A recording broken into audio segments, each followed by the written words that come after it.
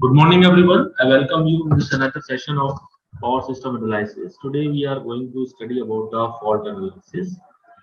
In the previous lectures, we have seen the load flow analysis, in which we have discussed about the Gauss-Seidel methods, Newton-Raphson method, fast decoupled methods. We have also seen that how these methods are being evaluated based on the various aspects, and they are being compared based on the iterations number of buses, the complexity, the advantages and disadvantages based on the accelerations of the iteration and their accuracy and the efficiency of the algorithms.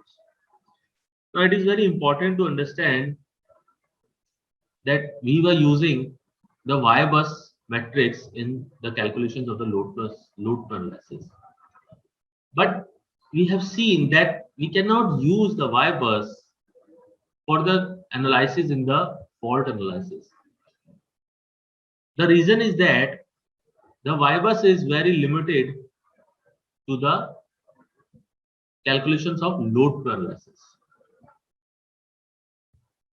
Actually, the Y-bus doesn't have the complete information about the network. It doesn't have the complete information about the network. That's why we are not able to use that method or to use that Y-bus matrices in the analysis of the faults. So what's the solution? The solution is that we will use the Z-bus algorithms or the Z-bus matrices to do the fault analysis, because it contains all the information which have been required in the fault analysis, which is not only limited or restricted towards the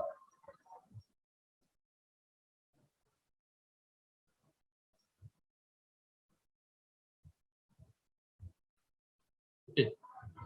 Now look at this.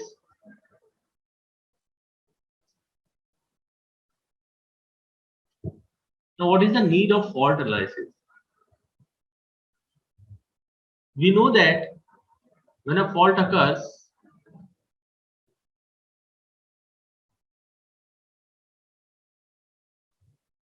the current level increases all of a sudden, whereas the voltage reduces, because the fault is what? A low voltage phenomenon. So to determine the magnitude of fault current throughout the power system after the fault occurs, so it is very essential to identify the fault currents when the fault occurs, because it has been approximated that around the fault current rises towards 20% or 2 to 3 times more than the rated current.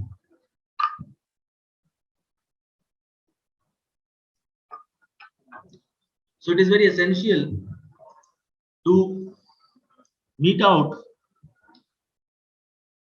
the equipment's requirement or the equipment coordinations which are connected in the power system network to meet out the faults current during the mal operations or during the abnormal or during the, we call it, contingencies. Now, to select the ratings of the fuses, circuit breakers and switchgears, we require the amount of or the level of the fault current which has been reached to its peak value, so that the equipments like the fuses, circuit breakers or the switching ratings must be kept higher than these fault current ratings or the fault ratings, short circuit ratings. So to check the short circuit ratings or the MVA ratings of the existing circuit breakers when a new generators are added into the system as well. So basically, we require to do the short circuit analysis or the fault analysis to identify the MVA ratings or the short circuit ratings of the various equipments which are going to be connected into the power system networks in reality.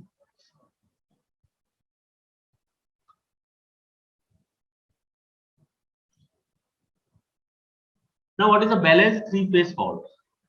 When all the three phases are short circuited to each other and to earth. That means we are having the three-phase system, and when all the three phases are getting short circuited with the earth. Such type of fault is also called as triple LG fault. So such type of fault creates a balanced fault where all the current and voltages levels changes simultaneously. It is not only required that only the single phase or a two phases will be changing its value. It's changing its fault current and voltage levels. No, when all the phases simultaneously changes its fault current and voltage levels, such type of balance system is called as balanced three phase. Such type of fault is called as balanced three phase faults. That means the voltages and currents of the system balanced after the symmetrical fault occurred. So it is enough to consider on any one phase for the analysis. Now, what is the short circuit capacity? The short circuit capacity, it is the product of the magnitudes of the pre-fault voltage and the post-fault current. We know that the fault is a low voltage phenomena, and the current is in the post-fault conditions. The current is very high, is comparative to higher than the rated currents of the system. Therefore, it is essential to consider the pre-fault voltage and the post-fault current to getting the maximum short circuit capacity of the system.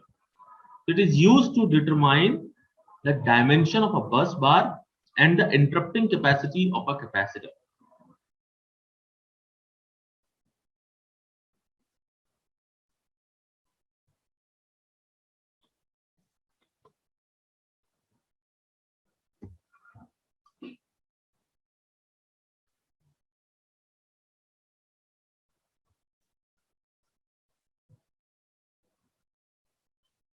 Now look at this.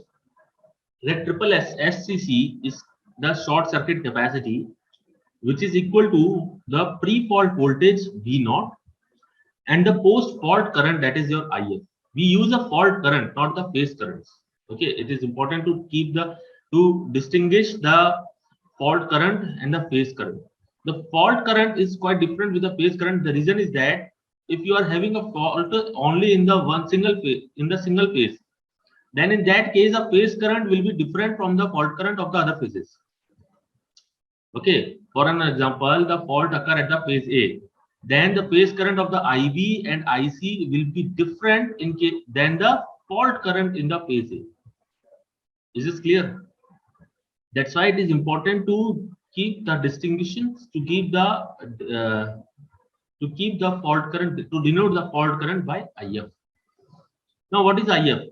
IF is a fault current which flows through the short circuit path of the network. Okay, where mathematically it is defined by Vt upon Zt, where Vt is the terminal voltage at the location of the fault, and Zt is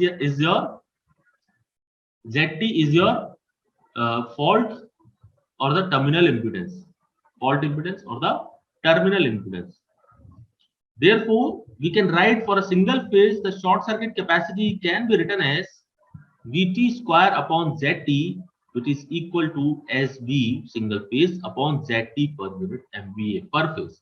It is the MVA per phase. That is the short circuit capacity per phase. Okay, and if you would like to calculate for a complete three phase, we can calculate it by short circuit three phase base capacity, that is the base power, three phase base power upon the Zt per unit in MVA. Okay. Similarly, with the help of this short circuit capacity, we can directly calculate the fault current. Usually, the short circuit capacity is being defined by the manufacturer. Okay, and by the help of that short circuit capacity, we can identify the fault current. Therefore, the fault current would be the three phase short circuit capacity in MVA upon root 3 into VLB, that is a line voltage of the base at the base value. That is line voltage at the base value. Okay.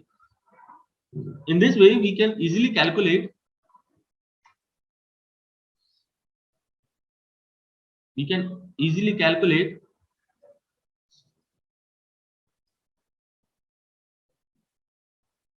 the short circuit capacity for the two phase, for the single phase as well as for the three phase system. Okay. The another thing,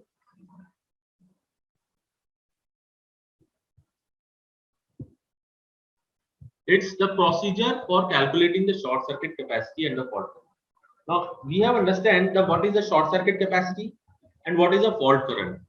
Now how to calculate the short circuit capacity and the fault current? What is the procedure and how we can effectively and accurately attain it? Therefore, the very first method is to draw a single line diagram and select the common base SB, MVA and the kilovolts.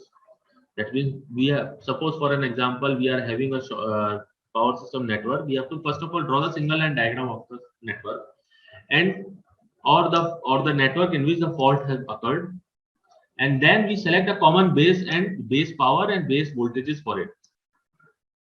The base voltage, this base power will be selected on MVA base.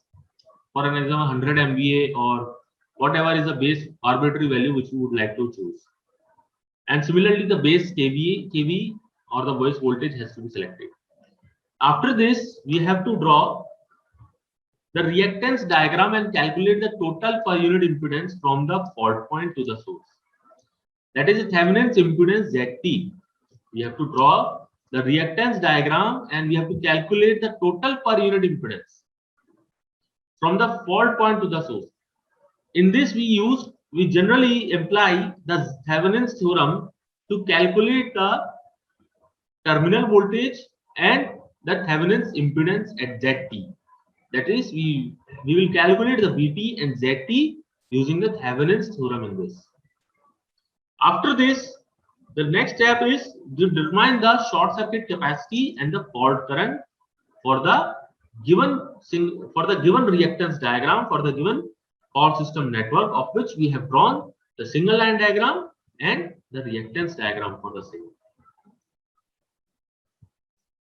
I hope this is clear to you now, that these three steps have to be followed up to calculate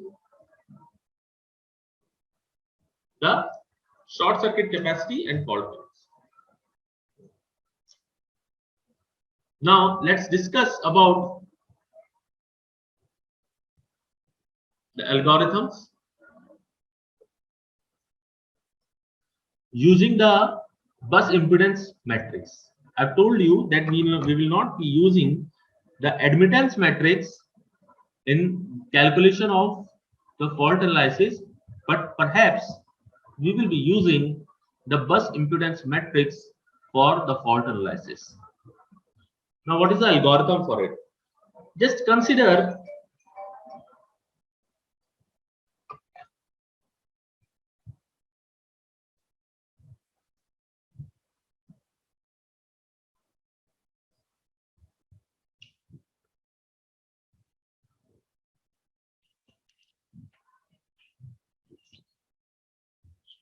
now the algorithm states that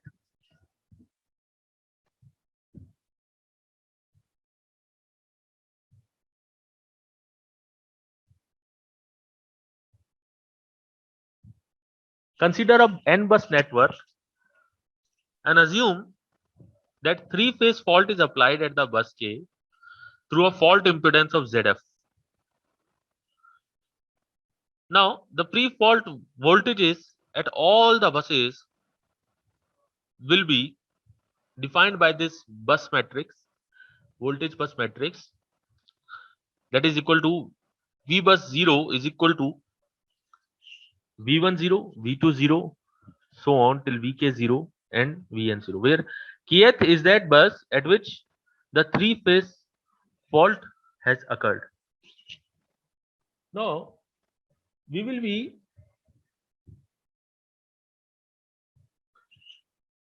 be drawing the Thevenin's equivalent circuit, that is a zeroing of all the voltage sources and add the voltage source at Vk0 at the faulted bus K and draw the reactance diagram. This is the beauty of this Thevenin's equivalent circuit, that it it's ease the calculation by making all the other voltages equal to 0, because it will make the system quite easier to solve. At the bus Vk naught is the bus K where the fault has occurred, and now let's draw the reactance diagram for it. Now the change in the bus voltage due to the fault will be given by this volt value, that is the delta V bus is equal to delta V1 and so on till delta Vk and so on till delta Vn. If we are having the n buses and k is the faulted bus, the bus voltage during the fault is V bus is equal to V bus naught plus delta V bus, and the current entering into all the buses is 0, and the current entering into the faulted K bus is negative of the current leaving the bus K. Therefore, your deviation in the difference in the voltage bus will be equal to Z bus into I bus, where Z bus is your impedance matrix bus of the bus.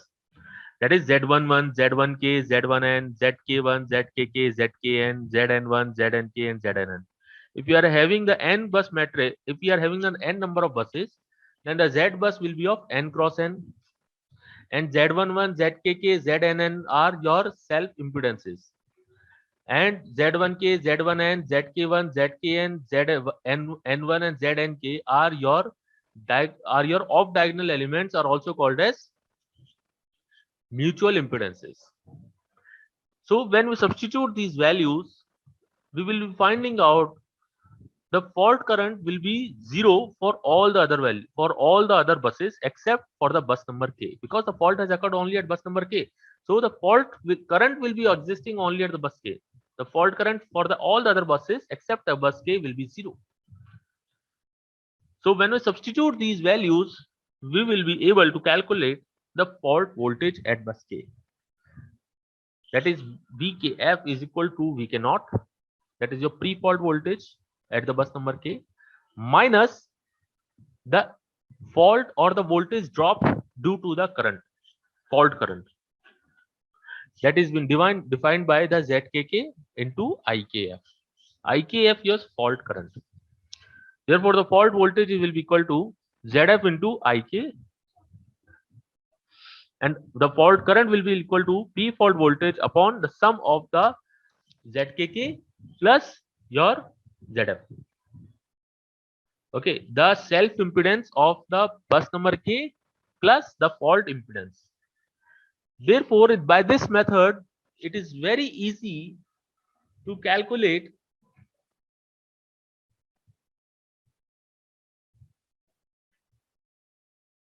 the fault current and the fault voltages.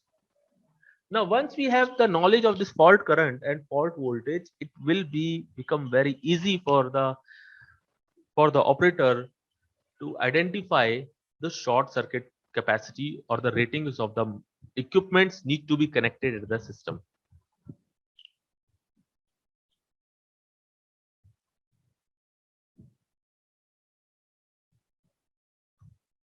Now, let's discuss about the fault analysis for an unbalanced faults.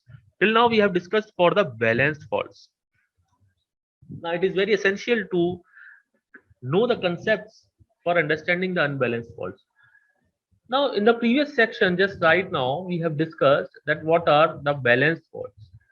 I told you that the balanced faults are those faults in which the fault voltages and the currents changes simultaneously or symmetrically throughout all the phases when the fault occurs. Whereas in the unbalanced faults, the fault voltages and currents will not change symmetrically. They will change unsymmetrically. That means the fault voltage will be different in case of for the other two phases, and the fault current will be existing only for a particular phase on which the fault has occurred. If it is a single phase fault, it will be only for a particular one phase, either out of A, B, and C. If it is a line-to-line fault, two double line faults, then it may be a fault current for the consecutive fault currents for the phase A or phase B or any of the other two phases on which the fault have occurred. It is not always mandatory that the fault will only occur at the phase A. No, it's for a combination for the analysis purpose. We consider it on the phase A. We can also consider it for the phase B or C. It is not always necessary to understand. Okay, now let's move further. So, what are the unsymmetrical faults? The unsymmetrical faults are those faults in which one or two phases are involved, that the fault occurs on single phase or on the combination of the two phases. Also, unsymmetrical faults are those in which the voltages and currents become unbalanced and each phase is to be treated individually. We cannot consider it for a single phase. Like in a three-phase fault or in a balanced fault, we can consider a single phase circuit for the analysis of all the three phases, for analysis of the complete network. But it is not, we cannot do this in the similar manner in this way for unbalanced faults. Now, the unsymmetrical faults are those types of faults in which we have categorized into those two categories. First is the shunt type faults and the series type faults. Now, what are the shunt type faults? Shunt type faults are when there is a connection or a short circuit between the phase and the ground, or a phase between the phase. Such type of faults are called as shunt type of faults, like line to line fault, line to ground fault, or line to ground fault. That is also called as a double line fault. Whereas the another category for the unsymmetrical fault is of series type of faults. The very good example is the open conductor faults. That means one of the conductor or two conductors got break and there is a discontinuity of the power. Okay, that is an open conductor fault. Sometimes you have seen that your distribution lines get damaged due to the falling of the trees and the complete conductor is fell down on the ground. Okay, that is the conductor has got breakdown from between. That is one type of open conductor fault.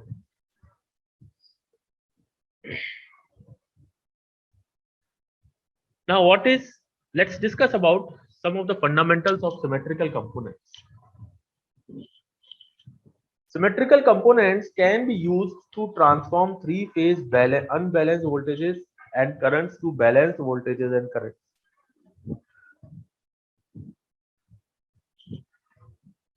That means we are having a balanced system and due to some conditions it becomes unbalanced. Now, to do the analysis, it is always preferred to do the analysis on a balanced system. We cannot, it will be very complex and tedious task to do the analysis on the unbalanced system. Now, how to do this? How to solve this problem?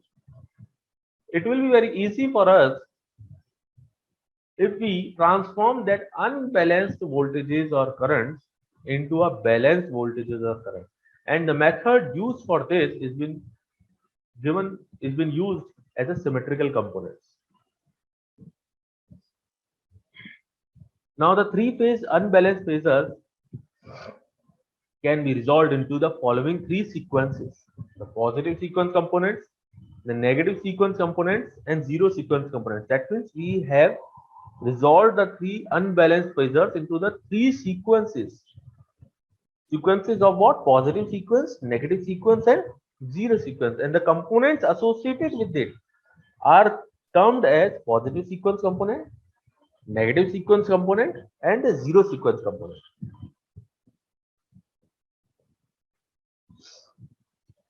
Now, what are the positive sequence components? Let's discuss them. The positive sequence components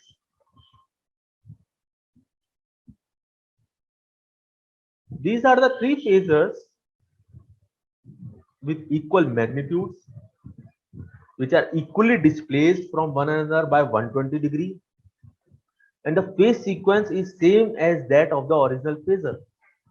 If we are having the sequence of original phasors as A, B, C, then these positive sequence components will also follow the same phase sequence A, B, C. And the most important thing is that their magnitudes are equal. The magnitudes of all the phasors of the positive sequence components are equal, and they are equally displaced from one another by 120 degrees. The next sequence component is a negative sequence component. The negative sequence components are those three phasors with equal magnitudes and also equally displaced from one another by 120 degrees. And the phase sequence is opposite to that of the original phasors. That is, the original phasor is A, B, C. Then the original phasor, then in this case it will be A2, B2, and C2. They are defined by A2, B2, and C2.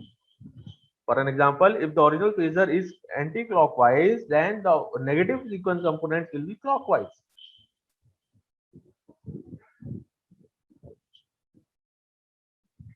And if we move from the negative anti-clockwise, then it will be ACB. The next sequence component is the zero sequence component. The zero sequence component is the one in which all the magnitudes are equal. All the three phasor magnitudes are equal, and they are displaced from one another by a 0 degree. There is no angle between the displacement. There is no displaced angle between each of the phasor of the zero sequence component. They all are in the same phase. Okay, and they have been defined by A naught, B naught, and C naught. That means if I'm writing the for the voltage phasor, then it will be VA naught, VB naught, and VC naught. Where VA naught is the positive zero sequence component for phase A, VB naught is the zero sequence component for phase B, and VC naught is the zero sequence component for phase C. Similarly, we can say for the negative and positive sequence component. For an example, if I am writing at a VA2, that is VA2 is the negative sequence component for phase A, VB2 is the negative phase sequence for phase B, and VC2 is the negative phase sequence component for phase C. Similarly, VA1 will be the negative positive phase sequence for phase A, VB1 will be the positive phase sequence for phase B, and VC1 will be equal to the positive phase sequence for phase C.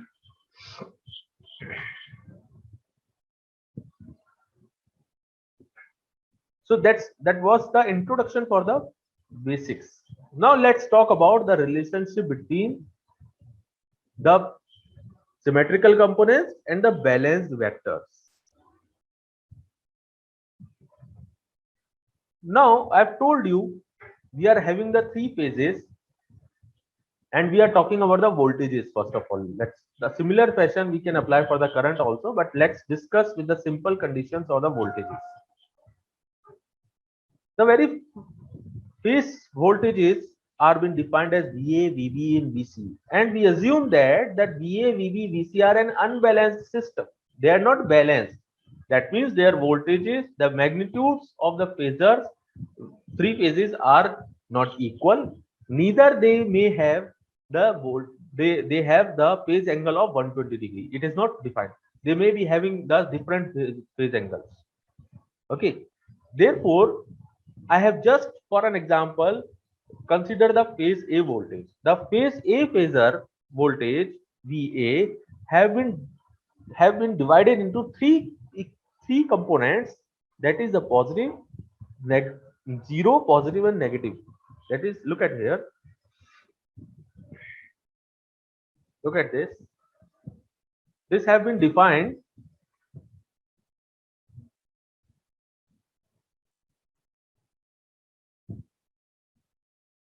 look at this VA. This VA have been defined into the three components, that is a VA0, VA1 and VA2. Similarly, the VB is been defined into VB0, VC0, VB1 and VB2. That means the zero, positive and negative sequence component. Similarly, the VC is been defined as VC0, VC1 and VC2. I hope this is clear to you.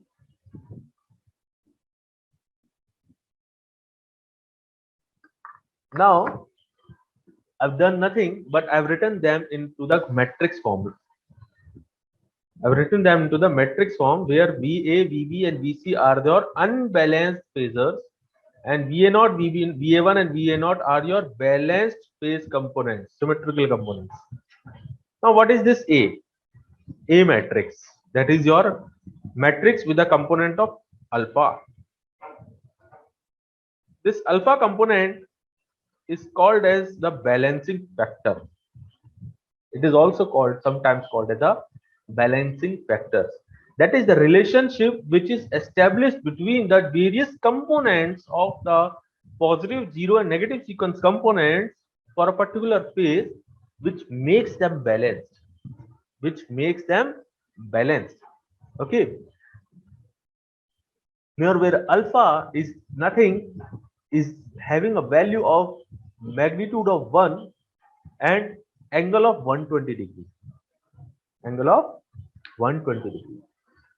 So in this way, if I write this alpha matrix in this fashion, I will be able to create a matrix. Which makes the system balanced.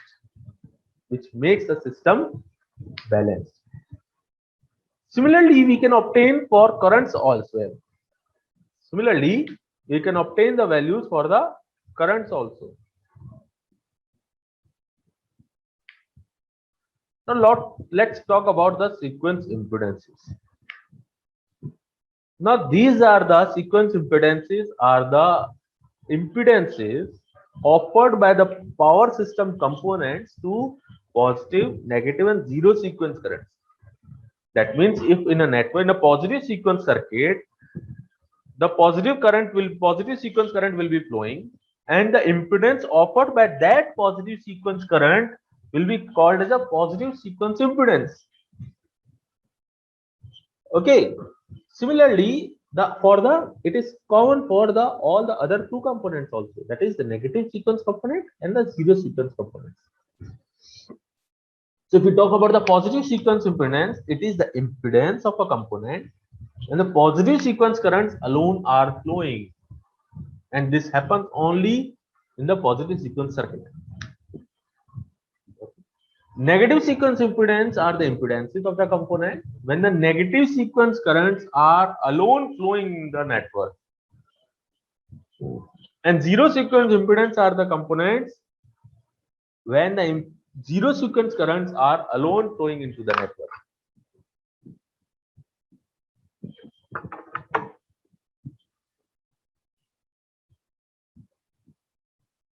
Look at this. This is a sequence network for a generator. For an example, look at this circuit first. We are having one positive sequence voltage VA1. We are having in this VA1, the positive sequence current is only flowing into this.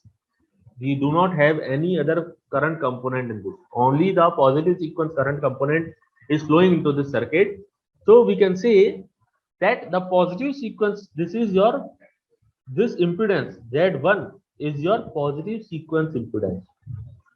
And when the positive sequence impedance and the other components are being connected with the flow of positive sequence current, that network is called as a positive sequence network.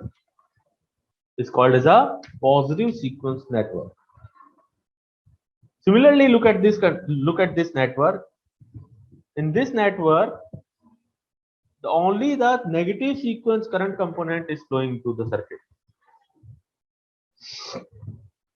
and no other value, no other component is flowing. And the impedance offered due to the negative sequence current component is Z2.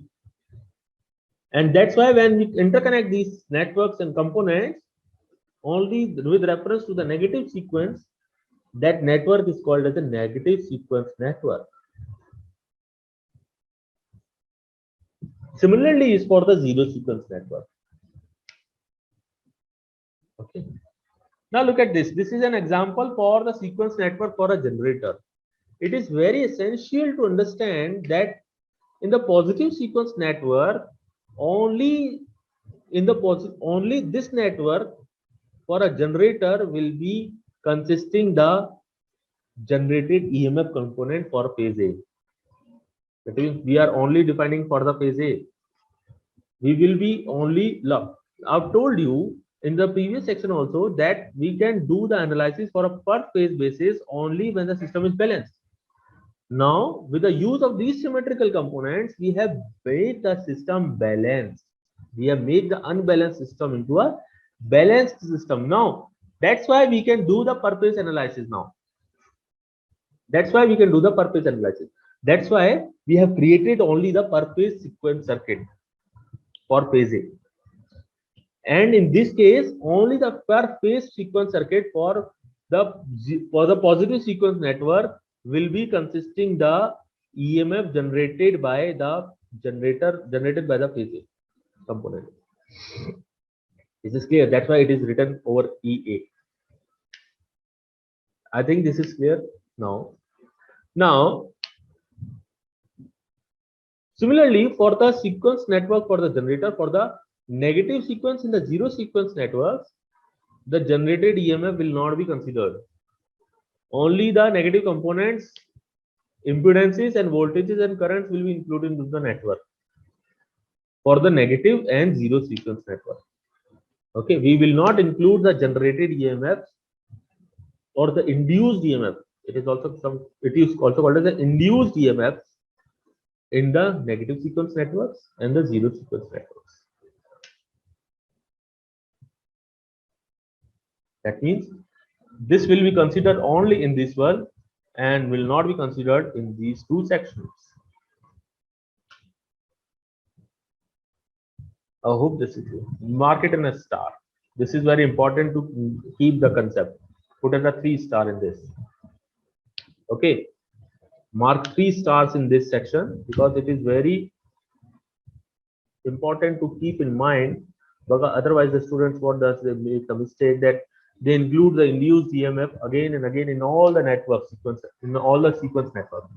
No, it will only be considered only in the positive sequence network in case of generators or either in the motors.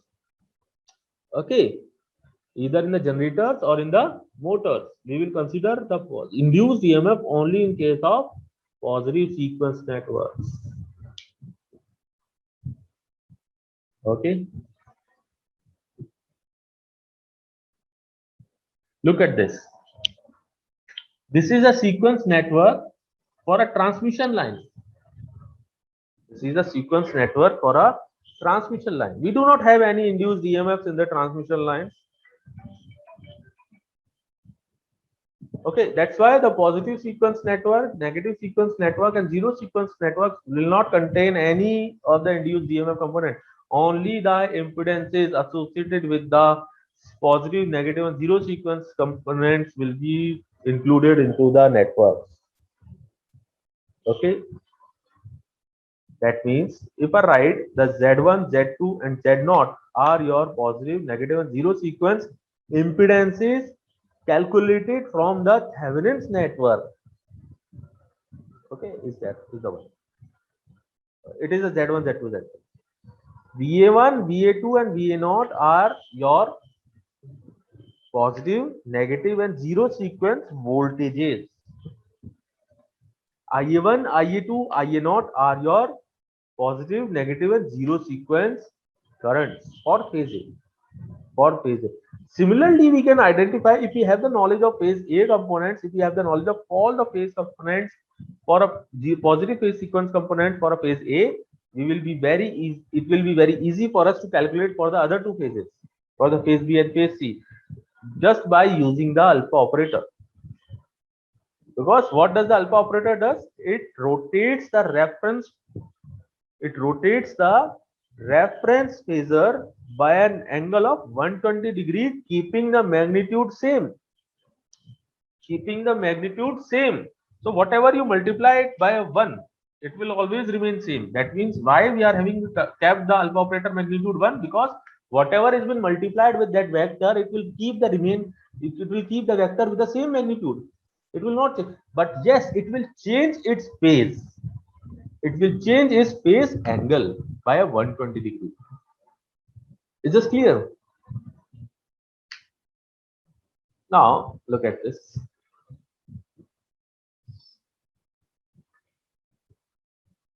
Now this is the sequence network for the transformers. Similarly, as we have discussed in the transmission lines, this is the sequence networks for the transformers. The positive sequence, negative sequence, and zero sequence network for the transformers. The positive and negative sequence networks for the transformers are as quite similar, looks quite similar with the comparative to the transmission lines, but for the zero sequence network, it is completely changed. It depends on the configuration of the transformer. That means whether the transformers are connected in star connection, delta connection, or what at the primary and secondary sides. Okay, star grounded or star ungrounded. Okay, all these such type of things.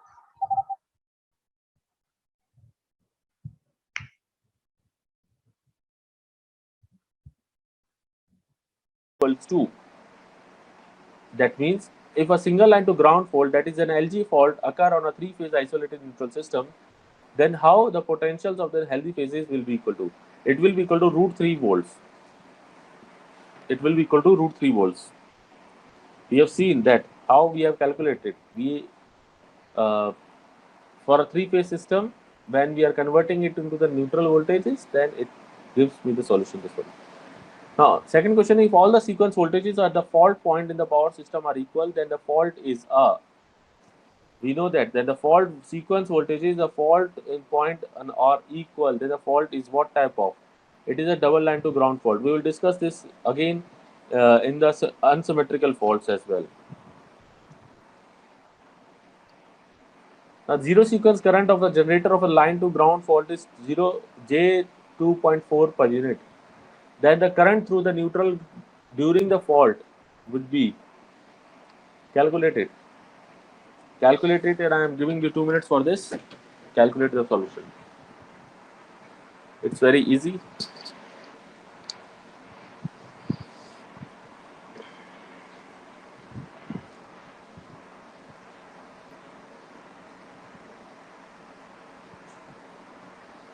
The option is J 7.2 per unit.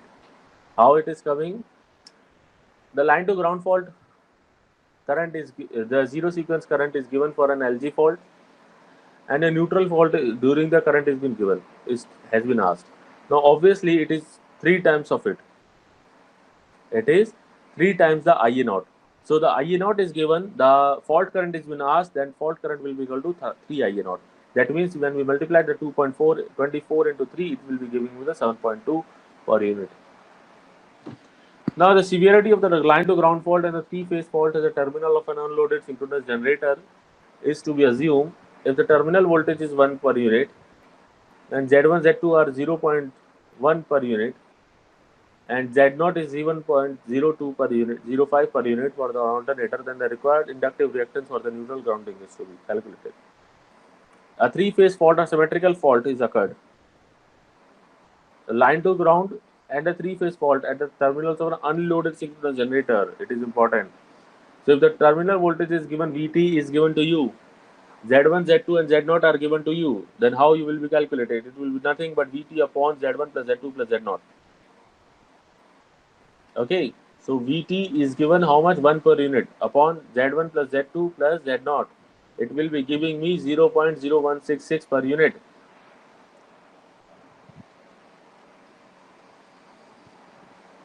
Now the most frequently occurring fault in the power system is what? It is the line to ground fault. Why? In the distribution systems only the maximum fault are occurring. The transmissions are mostly protected The generators are mostly protected, but the disturbances and the abnormalities are coming only in the distribution systems. That's why the line to ground faults are more prominent in the frequency of occurrence. Now, which type of fault of the three phase components IA0, IA1 and IA2 are equal to IA0? That is, IA0, IA1 and IA2 are equal. That means they are in series. In which of the systems they are in series? They are in line to ground fault. Now, when the line to ground fault occurs, the current is in a faulted phase is 100 ampere. The fault current is given 100 ampere. The zero sequence current in this case would be, it will be double line to ground fault.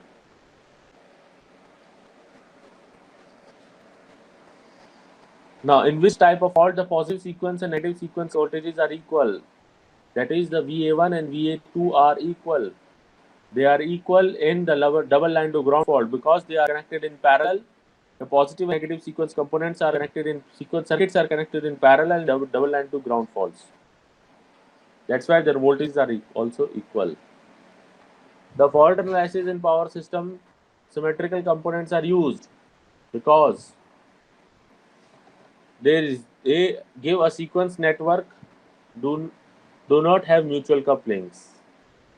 And the last question, choose the correct one among the from the statement given.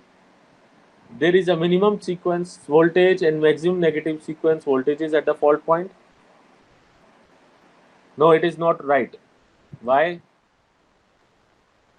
It is saying that there is a minimum sequence voltage and maximum negative sequence voltages at a fault point. You cannot say that a negative sequence voltages are always the maximum. No. Second thing is that C, look at option C, zero sequence and negative sequence voltages are minimum at a fault point and increases towards the neutral. No, it is also wrong. It doesn't increases towards the neutral. And none of the not. The option left is out is option B, that is a zero and the negative sequence voltages are maximum at fault point towards the